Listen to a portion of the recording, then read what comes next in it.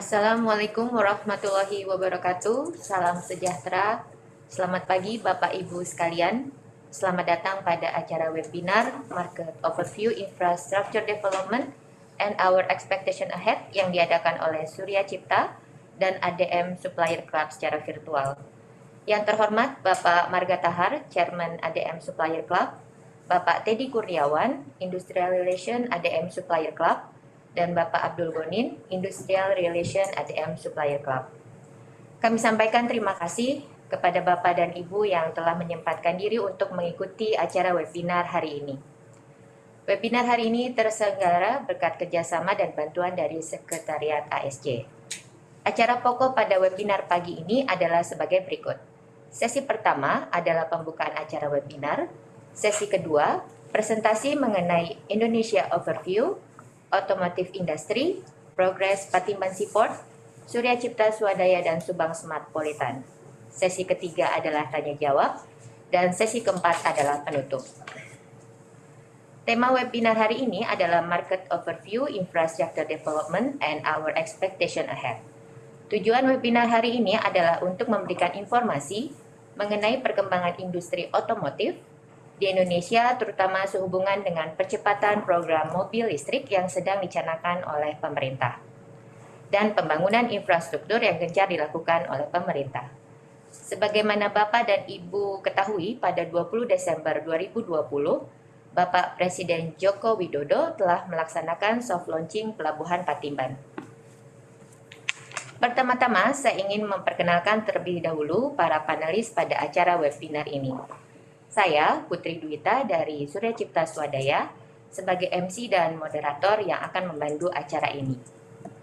Dari ASC, diwakilkan oleh Bapak Abdul Gonin, Industrial Relation ASC.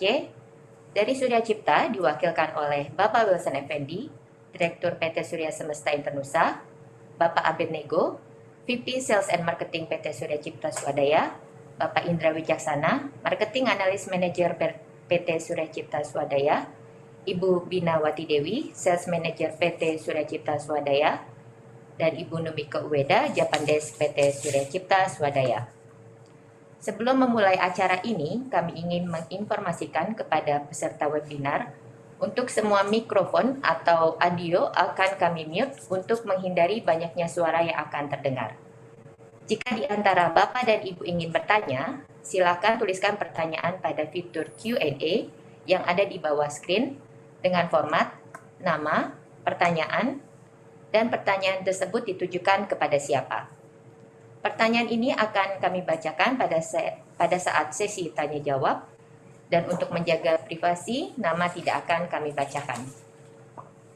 Baik, Bapak-bapak dan Ibu-ibu peserta webinar, kita akan segera memulai acara webinar ini.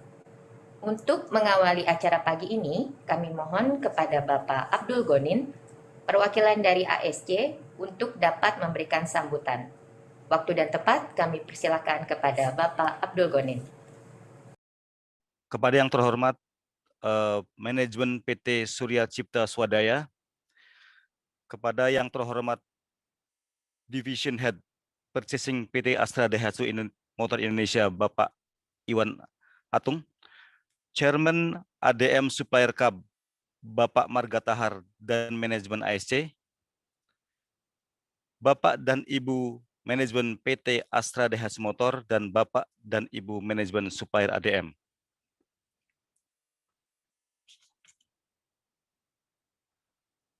Selamat pagi. Assalamualaikum warahmatullahi wabarakatuh. Salam sejahtera untuk kita semua. Bapak, Ibu manajemen supplier ADM yang berbahagia. Puji syukur kehadirat Allah Subhanahu wa taala, pagi hari ini kita bersama-sama dapat bertemu dan bersilaturahmi meskipun melalui media virtual meeting. Sebagai salah satu aktivitas dari Working Team 2 ASC yang berkenaan dengan industri, kami mengadakan kegiatan webinar meeting tentang peluang-peluang investasi dalam rangka memperkuat eksistensi di industri otomotif. Hari ini kita akan mendengarkan dua informasi menarik dari narasumber yang berkompeten tentang satu mengenai Indonesian Economic Overview ke depan, terutama dalam rangka memperkuat posisi kita di industri otomotif dalam masa pandemi COVID-19 ini, dan juga peluang investasi di kawasan industri strategis dan terintegrasi yang dikelilingi oleh sejumlah infrastruktur proyek strategis nasional. Bapak dan Ibu manajemen Super ADM, kami berharap kegiatan ini dapat menambah pengetahuan dan wawasan seluruh anggota ASC dan seluruh ADM Supplier Club tentang tren perkembangan industri dan infrastruktur industri dan juga perekonomian nasional ke depan, terutama yang berhubungan dengan industri otomotif, sehingga kita dapat mempersiapkan perencanaan kita di tahun ini dengan optimal dan dengan memanfaatkan informasi-informasi yang disampaikan oleh para narasumber. Kami ucapkan terima kasih kepada narasumber, manajemen PT ADM, BOD ASC, dan seluruh supplier ADM yang bergabung dalam acara ini. Jangan lupa untuk terus menjaga protokol kesehatan. Ingat pesan Ibu untuk patuhi 3M. Memakai masker, mencuci tangan dengan sabun, dan menjaga jarak. Semoga Allah Subhanahu wa Ta'ala, Tuhan Yang Maha Esa, melindungi dan merahmati usaha kita bersama. Selamat mengikuti acara ini. Salam sejahtera. Selamat mengikuti acara ini. Terima kasih. Terima kasih Bapak Abdul Gonin atas kesediaannya untuk memberikan kata sambutan. Selanjutnya kepada Bapak Wilson Effendi dari PT Surya Semesta Internusa untuk memberikan kata sambutan. Waktu dan tempat kami persilakan. Selamat pagi Bapak dan Ibu sekalian. Assalamualaikum warahmatullahi wabarakatuh. Salam sejahtera untuk kita semua. Om Swastiastu, Namo Buddhaya, salam kebajikan. Kepada yang terhormat Bapak Marga Tahar, Chairman ADM Supplier Club, Bapak Iwan Atum dari Astra, Bapak Teddy Kurniawan Industrial Relation ADM Supplier Club, Bapak Abdul Goning Industrial Relation ADM Supplier Club. Terima kasih atas kesempatan yang diberikan pada kami ya pada pagi ini, dalam webinar pagi ini. Pertama-tama saya ingin mengucapkan terima kasih untuk partisipasinya dalam webinar Market Overview dan Infrastructure Development. Kami dari pihak Surya Cipta Swadaya ingin menjelaskan perkembangan daerah Kerawang Timur ke arah Subang, terutama sehubungan dengan pembangunan infrastruktur yang salah satunya adalah dibukanya Pelabuhan Patimban pada Desember 2020 ini. Seperti kita ketahui bahwa daerah Jakarta dan sekitarnya sudah padat sehingga menimbulkan beberapa masalah seperti meningkatnya biaya logistik karena kemacetan dan dwelling time, meningkatnya biaya tenaga kerja, permasalahan lingkungan, dan lainnya. Ya. Oleh karena itu, perkembangan area bisnis dan manufacturing kita lihat saat ini melebar ke timur Jakarta. Hal ini ditandai dengan diluncurkannya Rebana Metropolitan yang disponsori oleh pemerintahan Jawa Barat yang meliputi 7 kabupaten dan 1 kota termasuk Subang, Majalengka, sampai ke Cirebon. Ya. Berkat perkembangan infrastruktur jalan tol beberapa tahun terakhir, Rebana Metropolitan dapat ditempuh di bawah 2 jam dari Jakarta, Bandung, dan Jawa Tengah. Tidak hanya pengembangan jalan tol, tanggal 20 Desember yang lalu juga dilakukan soft opening Pelabuhan Patimban, menyusul Airport Kertajati yang sudah lebih dulu dibuka beberapa tahun yang silam. Ya. Bertepatan dengan peluncuran Rebana Metropolitan bulan November tahun lalu, Surya Internusa Group melalui anak perusahaannya PT Surya Cipta Swadaya juga meluncurkan kawasannya yang kedua yaitu Subang Smartpolitan pada tanggal 18 November 2020. Kami mengucapkan terima kasih atas dukungannya pada saat pembukaan ya. Dengan luas lahan total sebesar 2.700 hektar, pengembangan smart dan sustainable city ini mencakup area industri, komersial, hunian, dan hiburan. Ya. Konsep yang kita kembangkan adalah work, live, learn, and play. Ini menciptakan ekosistem kehidupan baru dalam Rebana Metropolitan. Kami juga akan membangun jalan tol yang menghubungkan tol Cipali langsung ke Patimban dari Subang Smartpolitan. Ya. Oleh karena itu, Subang Smartpolitan merupakan manifestasi dari corporate vision kami, yaitu Building a Better Indonesia, di mana Subang Smartpolitan merupakan suatu bentuk sinergi yang tepat dengan Rebana Metropolitan. Kami berharap webinar hari ini dapat memberikan sedikit pandangan mengenai perkembangan infrastruktur, khususnya Pelabuhan Patimban, dan dampaknya terhadap aktivitas bisnis dan manufacturing. Ya, terima kasih atas kesempatan yang diberikan pada kami, dan salam sejahtera dan tetap menjaga kesehatan. Terima kasih Bapak Wilson Effendi. Kita akan memasuki acara inti, yaitu pemaparan tentang Indonesia Overview dan Automotive Industry, termasuk Electric Vehicle, yang akan dipresentasikan oleh Bapak Indra Wicaksana, kemudian dilanjutkan dengan pemaparan Patimban Seaport dan Subang Smartpolitan yang akan dipresentasikan oleh Ibu Binawati Dewi. Bagi para peserta yang ingin langsung bertanya, dapat menuliskan pertanyaan pada fitur Q&A yang ada di bawah screen. Waktu dan tempat kami persilakan kepada Bapak Indra Wicaksana untuk presentasi yang pertama.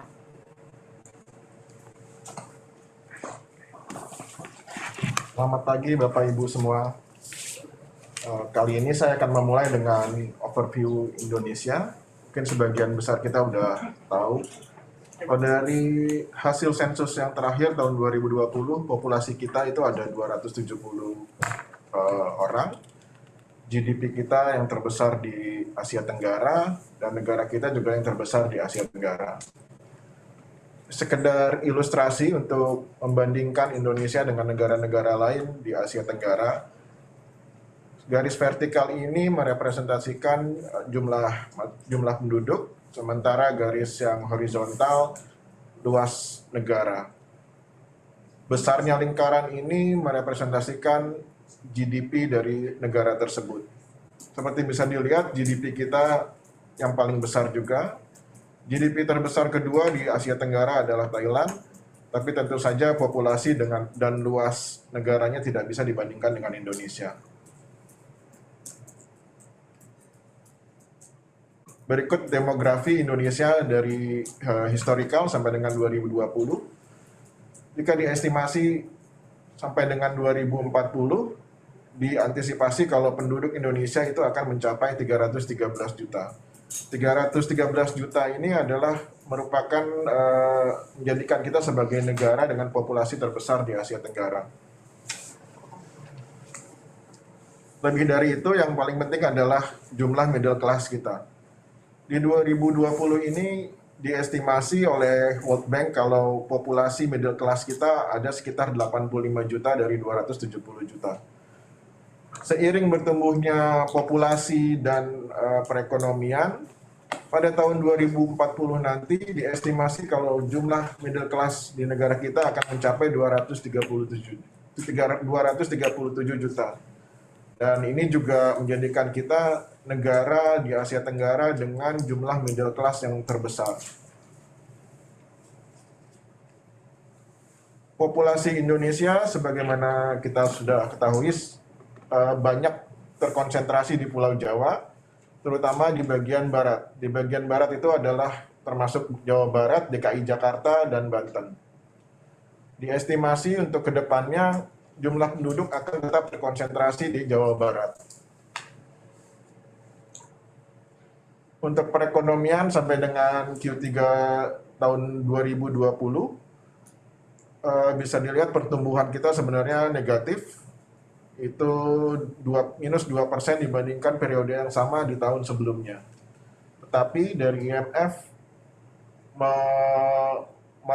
memperkirakan kalau di tahun 2021 ini akan terjadi perbaikan ekonomi, dan secara nominal GDP kita mungkin akan sama dengan di tahun 2019, yang berarti kira-kira perbaikan ekonomi itu akan lebih cepat buat Indonesia.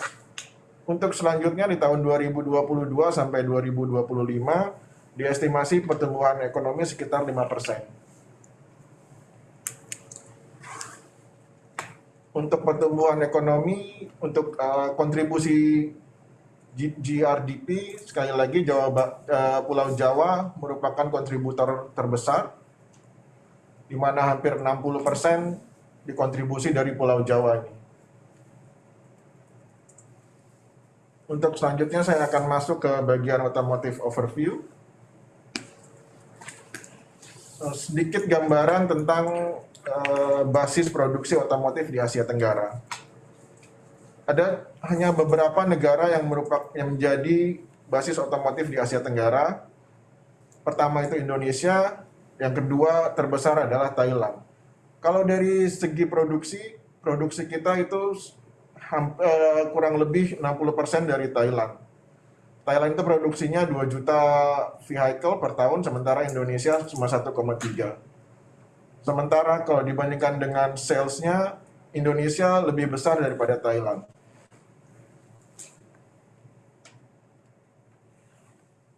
Berikut adalah ilustrasi mengenai produksi dan wholesale di Indonesia. Jika kita lihat dari tahun 2010 sampai dengan 2019, pertumbuhan kita itu lumayan signifikan. Hampir setiap tahun kita mengalami pertumbuhan, kecuali di tahun 2015 agak menurun sedikit, dan di tahun 2020 ini produksi dan penjualan kembali menurun jauh di bawah tahun 2010. Untuk tingkat ekspor, walaupun tahun 2020 ini kita menurun, tapi bisa dilihat kalau ini posisinya kurang lebih sama dengan di tahun 2017. Jadi masih ada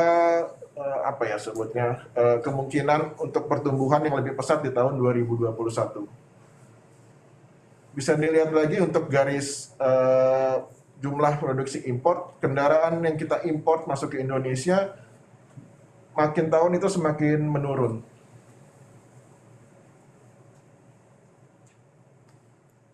Berikut adalah penjualan demand kendaraan bermotor di Indonesia, kendaraan roda 4 di Indonesia. Berdasarkan merek, kalau bisa dilihat, Daihatsu dan Toyota merupakan produsen utama yang paling dibeli oleh masyarakat. Berikutnya saya akan masuk ke electric vehicle. Mungkin kalau bisa dilihat, sebenarnya infrastruktur ekosistem untuk electric vehicle ini sudah disiapkan oleh pemerintah sejak tahun 2014. 2014 itu sudah dimulai dengan pembangunan smelter nikel di Morowali. Selanjutnya BPPT meluncurkan charging station untuk electric vehicle, dan kemudian dilanjutkan di tahun 2019 dengan pelarangan ekspor bahan mentah nikel.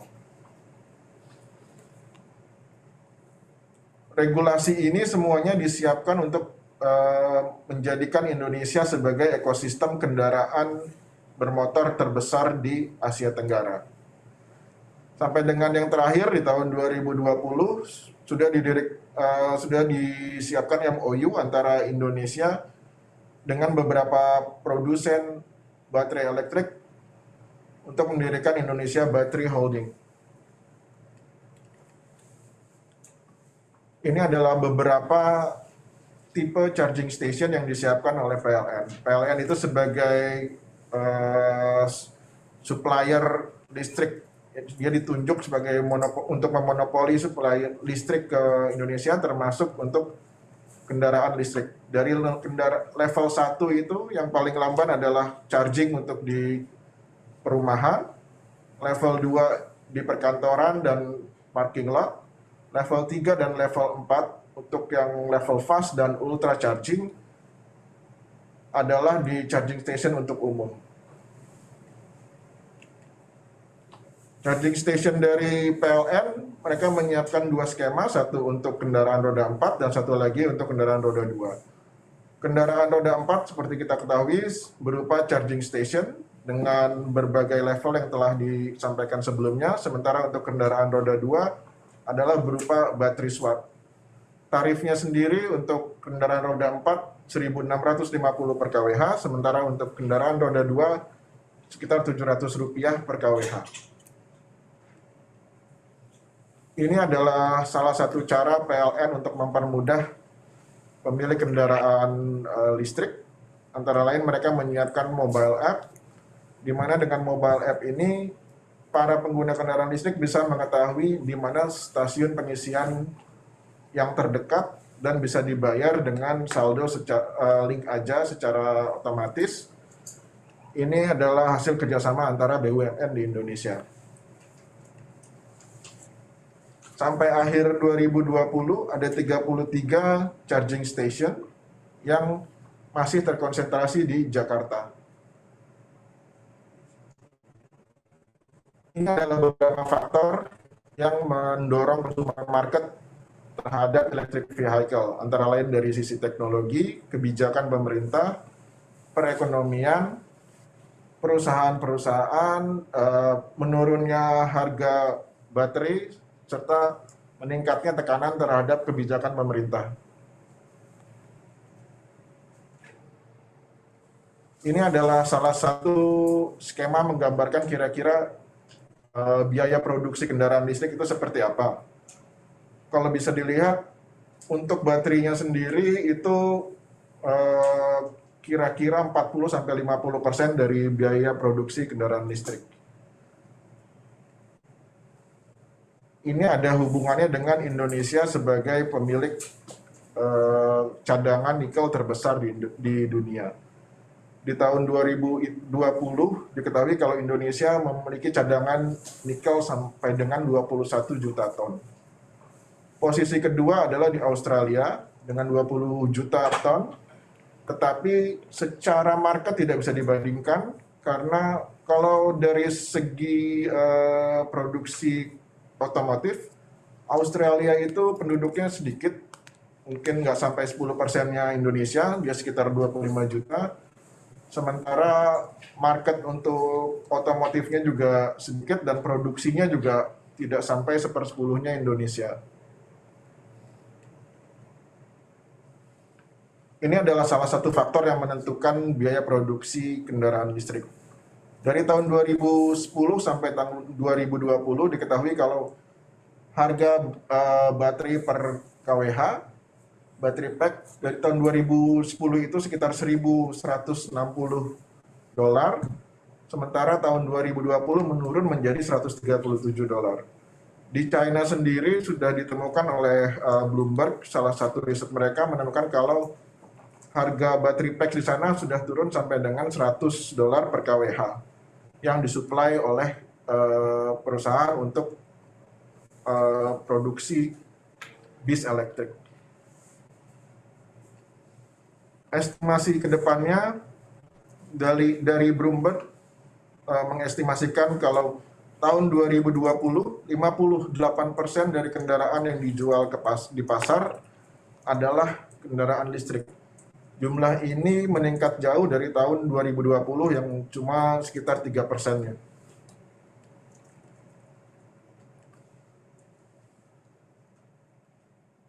Sekian dari saya untuk market overview untuk Indonesia dan industri otomotif. Jika ada pertanyaan, bisa ditanyakan melalui kolom Q&A, nanti akan disampaikan oleh moderator ke kami. Selanjutnya, presentasi akan dilanjutkan oleh Ibu Binawati Dewi.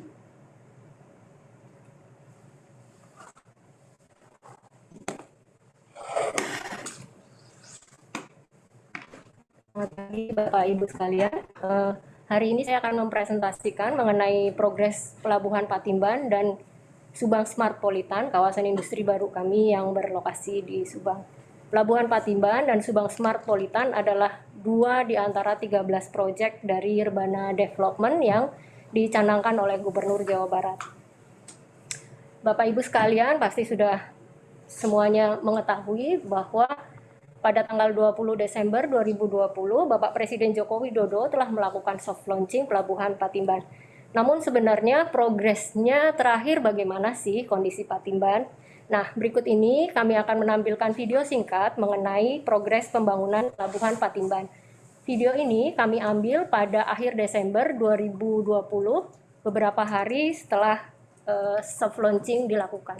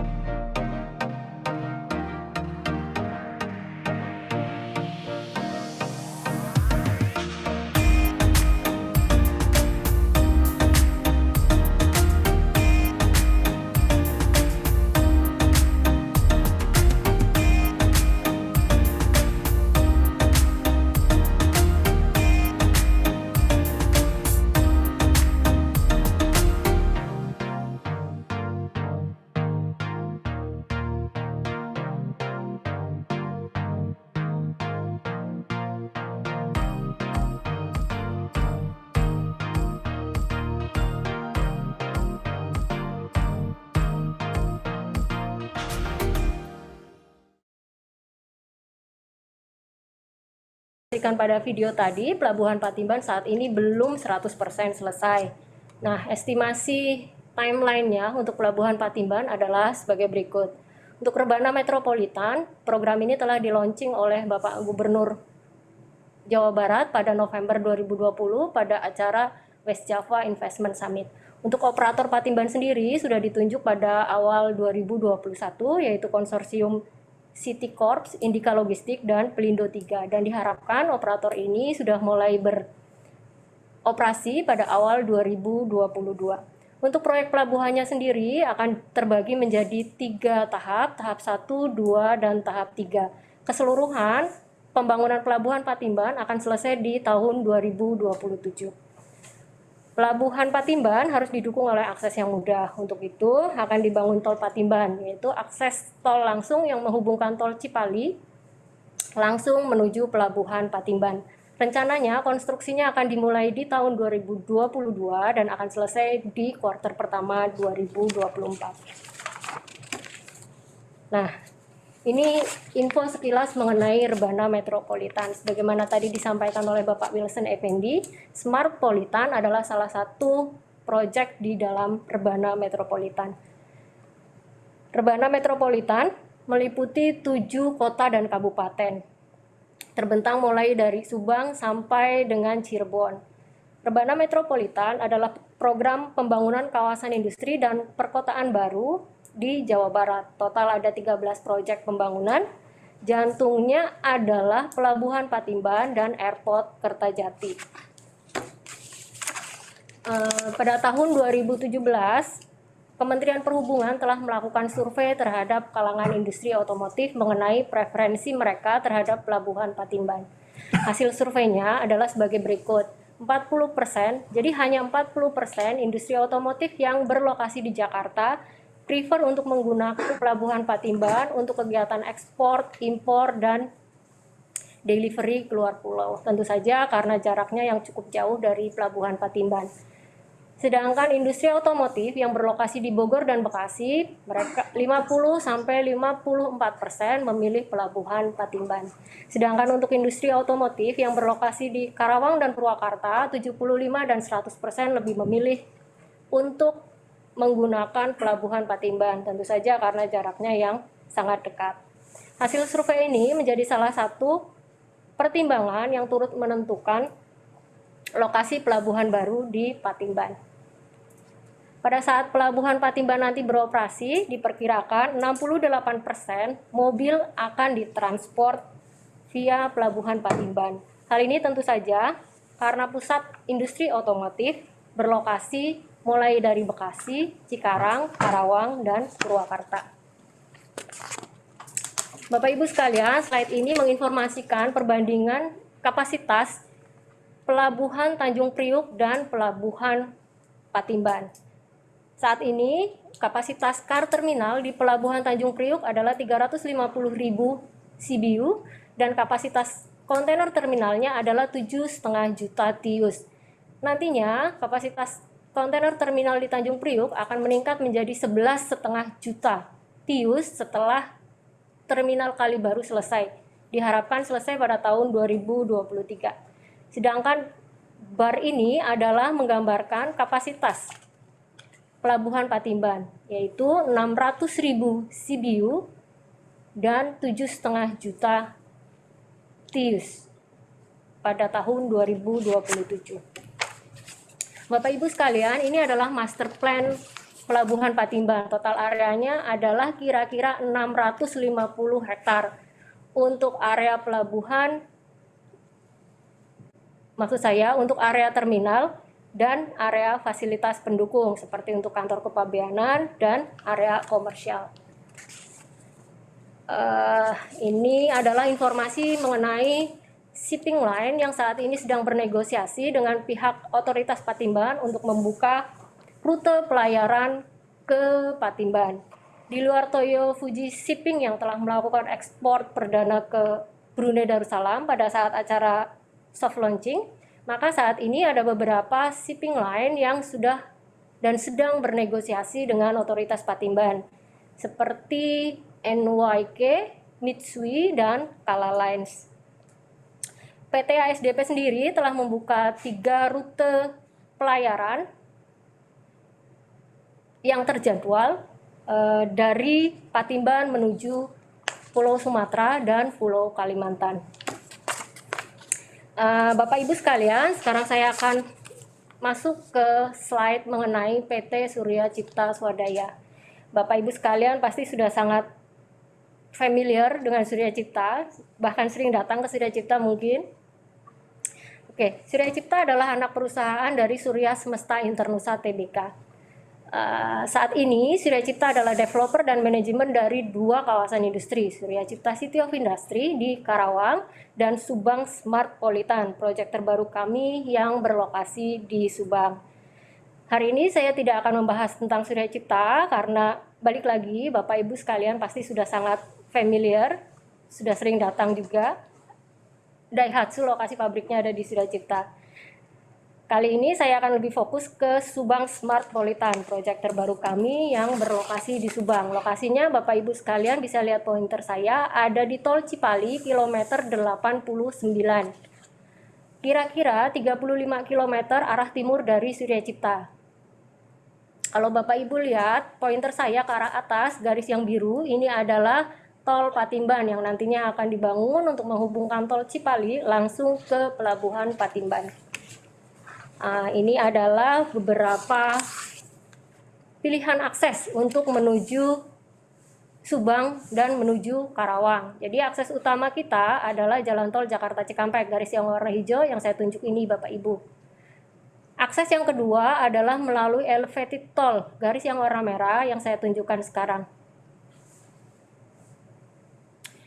Jalan tol layang ini sudah sangat mengurangi traffic di jalan tol yang di bawah, sehingga Bapak Ibu sekarang sudah tidak pernah lagi terjebak berjam-jam di jalan tol Cikampek ya.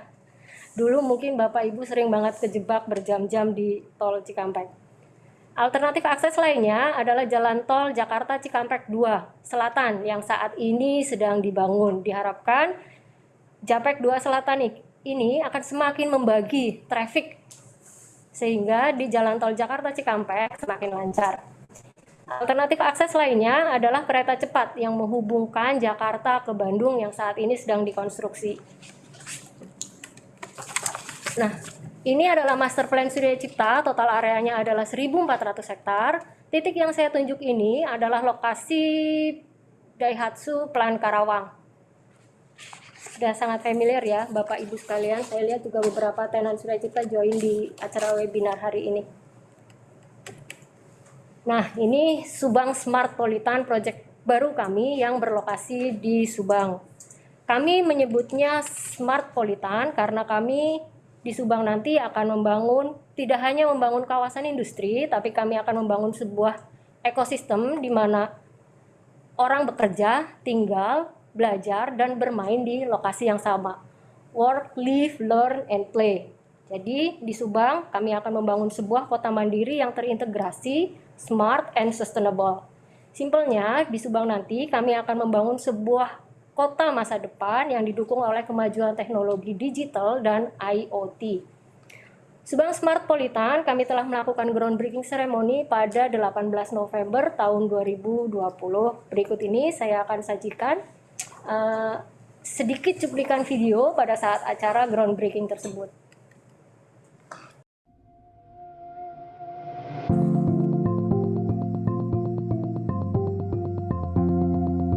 Subang Smart Politan Groundbreaking Ceremony, a city made from future. Presiden Direktur PT Surya Semesta Internusa Tbk, Bapak Yohanes Suryajaya. Berikan tepuk tangan yang meriah. Kami persilakan. So ladies and gentlemen, may I present to you the Subang Smart Politan. Thank you. Let's collaborate together to build a better living place for us and the next generation. Let's build a better Indonesia. Thank you very much. Gubernur Jawa Barat Bapak Dr. Honoris Causa Haji Muhammad Ridwan Kamil, ST, MUD. Saya ucapkan selamat karena groundbreaking ini bertepatan dengan dirilisnya Rebana Metropolitan Rebana Metropolitan itu adalah kawasan dengan 13 new town dan yang luar biasa, kota pertama yang paling siap dari 13 yang direncanakan di Metropolitan Rebana adalah Subang Smartpolitan.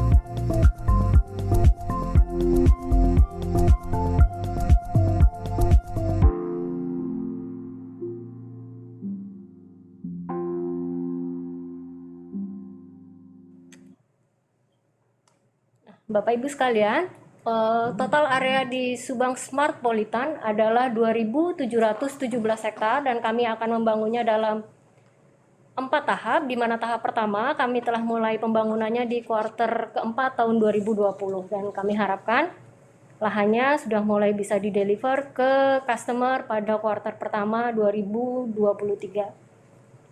Subang Smartpolitan kami desain untuk bisa mengakomodir industri otomotif, high precision, consumer good, farmasi, IT dan data center, serta bisa mengakomodir industri logistik. Kenapa kami targetkan industri otomotif untuk kawasan kami yang di Subang? Karena lokasinya cukup dekat dengan sentra industri otomotif yang sebagian besar berlokasi di Cikarang, Karawang, dan Purwakarta. Subang Smartpolitan berjarak kira-kira 35 km ke Surya Cipta dan berjarak 52 km ke Cikarang. Ini adalah gambar master plan-nya Surya Cipta. Total areanya 2.717 hektar. Lokasi yang saya tunjuk ini, Bapak Ibu sekalian bisa lihat, ini adalah kilometer 89 tol Cipali, di mana nanti di kilometer 89 ini akan dibangun interchange dan tol Patimban. Yang saya tunjuk ke atas ini, ke arah utara adalah tol Patimban yang akan menghubungkan langsung tol Cipali ke Pelabuhan Patimban. Tol Patimban ini akan dibangun mulai tahun 2022 dan diharapkan akan selesai di tahun 2024. Surya Semesta Internusa adalah salah satu anggota konsorsium untuk membangun tol Patimban ini, bekerja sama dengan tentu saja Jasa Marga dan 2 BUMD Jawa Barat. Dengan dibangunnya tol Patimban ini, nantinya Subang Smartpolitan akan terkoneksi langsung ke Pelabuhan Patimban. Jaraknya kurang dari 40 kilo. Nah, untuk tahap pertama kami akan membangun 400 hektar di sisi selatan tol. Di gambar yang saya tunjuk ini, Bapak Ibu sekalian. Kami sudah mulai pembangunannya di kuarter 4 2020. Core bisnis kami adalah kawasan industri. Jadi untuk di tahap pertama ini kami akan buka coupling industri. Namun pada saat yang bersamaan kami juga akan membangun area komersial. Yang saya tunjuk ini adalah area komersial, kira-kira luasnya 60 hektar. Yang kami alokasikan untuk membangun hotel, apartemen, office tower, R&D, education center, shopping mall, dan fasilitas komersial lainnya. Oke, sebagaimana disampaikan oleh Bapak Gubernur pada saat acara groundbreaking Subang Smartpolitan bulan November tahun lalu, Subang Smartpolitan adalah salah satu dari total 13 proyek di Rebana Metropolitan Development yang progresnya paling siap, yang paling advance. Dengan didukung oleh kesiapan Pelabuhan Patimban dan koneksi jalan tol, maka kami berharap Subang Smart Politan dapat memberikan kontribusi yang positif guna mendukung pertumbuhan perekonomian, terutama di sektor industri manufaktur di Jawa Barat. Bapak Ibu sekalian, demikian presentasi saya. Terima kasih banyak atas perhatiannya.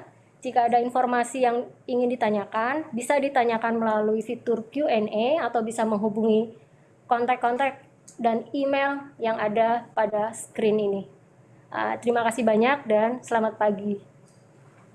Terima kasih Pak Indra dan Ibu Dewi. Selanjutnya kita akan memasuki sesi tanya jawab dengan panelis. Dan bagi para peserta yang akan bertanya, silakan menuliskan pertanyaan Anda di kolom Q&A dan akan kami bacakan.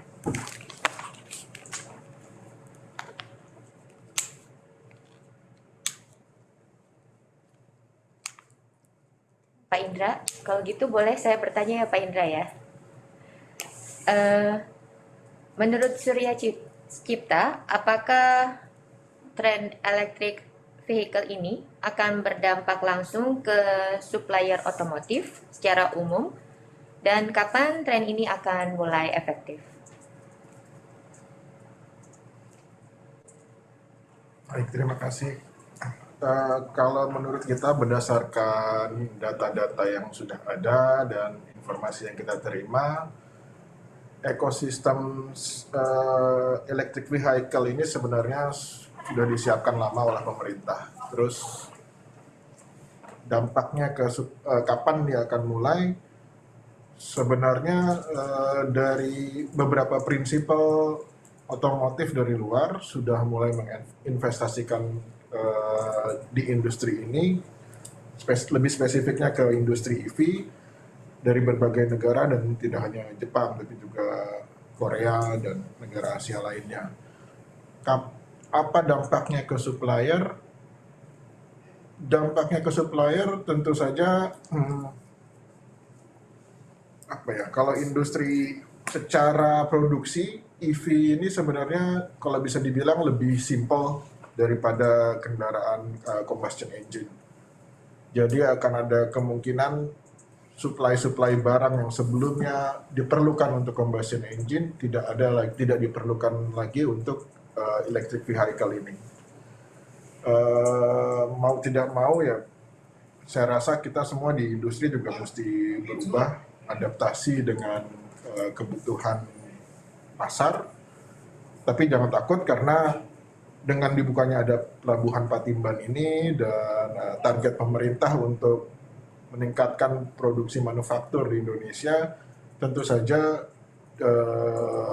akan ada peningkatan produksi yang akan juga berdampak kepada para supplier otomotif yang sudah ada sekarang. Baik Pak Indra, terima kasih atas jawabannya. Tapi tunggu pertanyaan dari para peserta. Baik, ada satu pertanyaan. Mungkin Pak Indra yang akan menjawab. Selamat siang Pak Indra. Ingin bertanya, untuk sumber energi listriknya berasal dari mana ya? Kalau sumber energi listrik, sampai saat ini supply listrik itu PLN telah ditunjuk oleh pemerintah untuk menyediakan pasokan listrik untuk electric vehicle. Pasokan listrik ini termasuk pengecasan untuk kapasitas untuk pengecasan EV di rumah, termasuk juga pengecasan di fasilitas charging station yang umum. Dan PLN sudah mempersiapkan beberapa skema kerjasama untuk mengembangkan charging station ini. Mungkin itu bisa membantu. Baik, untuk pertanyaan berikutnya untuk Ibu Dewi. Sejauh ini sudah berapa banyak perusahaan yang menyatakan akan bergabung ke plan baru di area tersebut? Saat ini mungkin ada lebih dari 40 perusahaan yang sudah menyatakan berminat untuk berinvestasi di Subang Smartpolitan. Bahkan sekarang saya hampir tiap minggu harus bawa tamu ke sana untuk site visit. Jadi animonya kalau menurut saya sih akan sangat bagus, karena ya ini salah satu kenapa kami memutuskan untuk membuka kawasan baru kami di Subang, ya karena dekat dengan Pelabuhan Patimban, dan investment cost-nya di Subang itu relatif lebih rendah. Kalau Bapak Ibu bandingkan, upah di Subang itu jauh lebih murah dari di Karawang, dan harga lahannya juga jauh lebih murah dari di Karawang. Oke, terima kasih. Ada satu pertanyaan lagi untuk Ibu Dewi. Apakah Subang Seaport ini akan menggantikan area Tanjung Priok? Setahu saya enggak. Jadi kedua-duanya nanti akan tetap dioperasikan.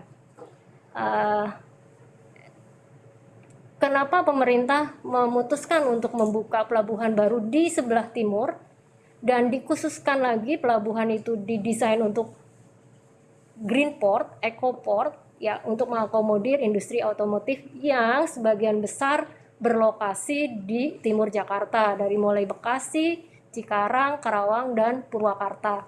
Jadi nanti traffic ke arah pelabuhan akan terbagi menjadi 2 arah. Untuk industri yang berlokasi di Bekasi sampai dengan Purwakarta akan melakukan delivery, akan transport via Pelabuhan Patimban. Sedangkan untuk industri yang berlokasi di Tangerang, Bogor, dan Jakarta akan tetap memanfaatkan Pelabuhan Tanjung Priok. Satu lagi, Bu Dewi, boleh? Silakan. Perusahaan jenis apa yang sudah berminat bergabung di Subang Smartpolitan? Aduh, banyak sekali Bapak Ibu. Jadi hampir tiap minggu saya bawa tamu ke Subang. Ada industri warehouse juga saya pernah bawa, consumer goods saya juga pernah bawa ke site visit ke Subang. Beberapa industri otomotif dan spare part juga beberapa sudah berdiskusi dengan kami secara intens. Jika ingin berdiskusi secara lebih privat, silakan menghubungi saya by email Bapak Ibu sekalian. Ya, satu lagi Bu Dewi. Boleh, silakan. Subang Smartpolitan, pasokan listrik dan gas siapa yang akan kelola? Dan apakah ada stasiun kereta api cepat Bandung dan Surabaya di sana? Jadi jadi kami akan membawa keberhasilan kami di Surya Cipta, hal-hal yang baik saja kami akan bawa ke Subang. Jadi untuk listriknya akan dipasok oleh PLN, layanan premium sama dengan yang di Karawang. Dan untuk gasnya akan dipasok oleh SEP, Surya Energi Parahita. Sumber gasnya either dari PGN atau dari Pertamina Gas. Di dekat Smartpolitan ada 1 stasiun sekarang existing, jaraknya dekat sekali di bagian utara. Itu namanya stasiun Pringkasap. Saat ini memang tidak difungsikan karena mungkin perhitungan dari PT KAI tidak visible, tapi once ada industri dan ekosistem yang berkembang di Subang, di dekat sana, kami harapkan stasiun Pringkasap itu akan kembali dioperasikan, diaktifkan kembali. Dekat sekali di sebelah utara, mungkin jaraknya kurang dari 5 kilo dari kawasan kami. Jika Bapak Ibu penasaran, kami bisa atur untuk Bapak Ibu bisa site visit ke sana, sekalian nanti saya ajak juga untuk langsung melihat Pelabuhan Patimban. Oke. Satu lagi untuk Pak Indra. Sesuai penjelasan Pak Indra sebelumnya mengenai pertumbuhan EV di 2025 menjadi 10%, itu pertumbuhan secara global atau Indonesia saja? Kemudian bagaimana OEM di Indonesia saat ini menghadapi pertumbuhan EV tersebut? Mungkin saya bisa balik ke slide-nya.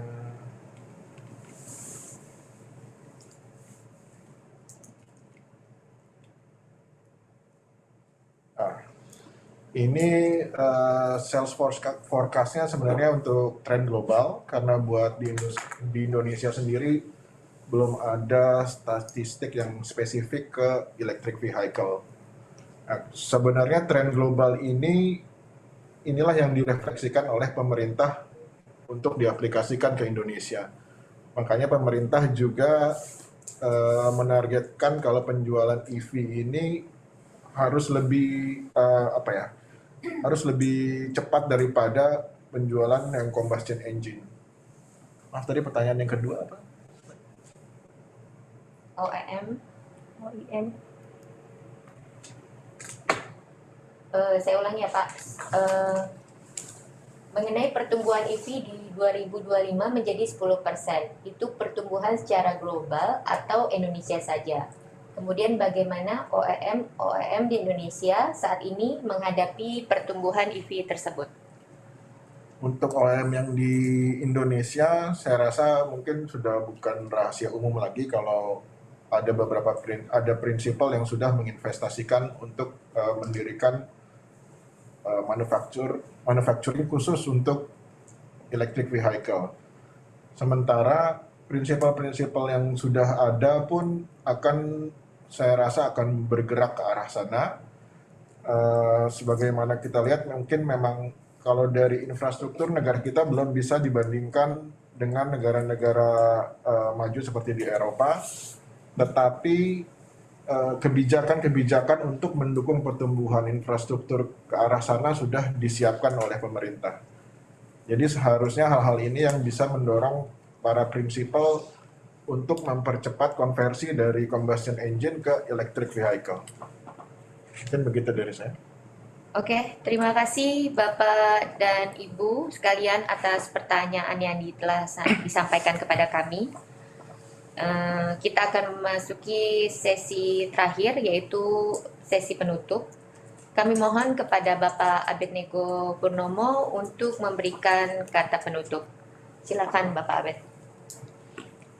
Oke, sebagaimana disampaikan, perekonomian dunia mengalami tekanan di masa pandemi, namun kami percaya pengembangan infrastruktur yang masif, kebijakan makro dan mikro yang mendukung seperti contohnya kebijakan PPNBM dan lainnya, kami optimis bahwa perekonomian Indonesia akan segera pulih. Kita sudah merasakan bahwa perkembangan infrastruktur jalan tol sudah membawa dampak positif bagi bisnis manufacturing, khususnya untuk supply chain.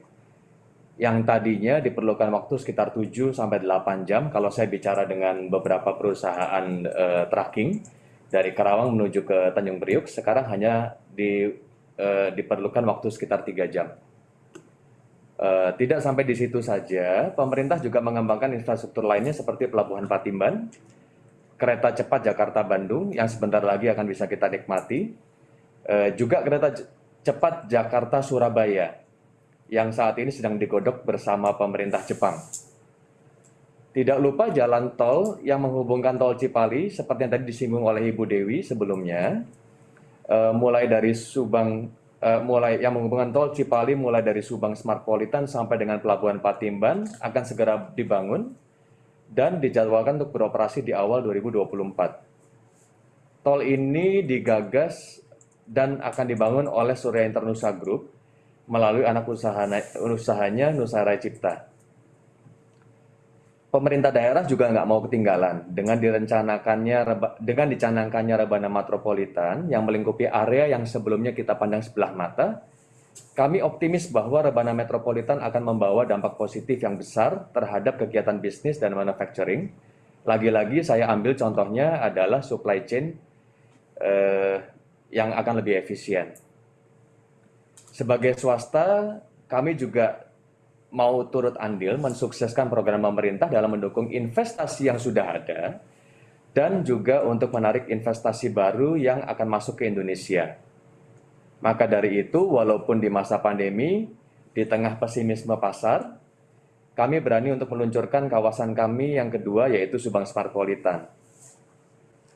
Setidaknya kami telah menyiapkan suatu wadah untuk ekspansi bisnis dan manufacturing, juga menyiapkan wadah untuk menampung investasi baru. Dengan adanya Subang Smartpolitan, kami mengakselerasi pertumbuhan Rebana Metropolitan, meningkatkan pendidikan masyarakat, memberikan lapangan pekerjaan, dan meningkatkan perekonomian. Hal ini sejalan dengan visi perusahaan kami, yaitu Building a Better Indonesia. Sebagai penutup, saya ingin mengucapkan terima kasih sekali lagi atas partisipasi Bapak dan Ibu sekalian pada acara webinar kali ini.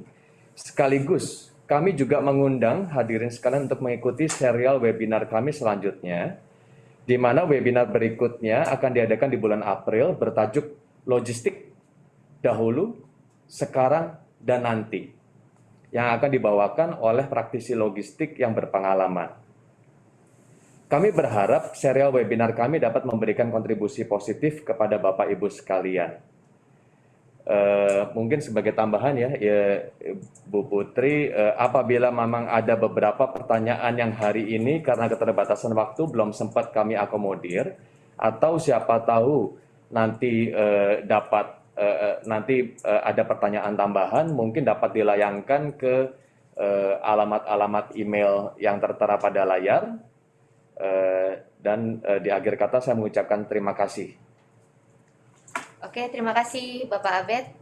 Bapak dan Ibu, kita sudah sampai pada penghujung acara. Kami sampaikan terima kasih kepada para peserta webinar hari ini. Terutama kami sampaikan terima kasih kepada Sekretariat ASC yang telah membantu kami sehingga webinar hari ini dapat terlaksana dengan lancar. Kami juga sampaikan permohonan maaf jika ada hal-hal yang tidak berkenan. Kami juga menyadari jika informasi ini mungkin belum sepenuhnya memuaskan keingintahuan Bapak dan Ibu.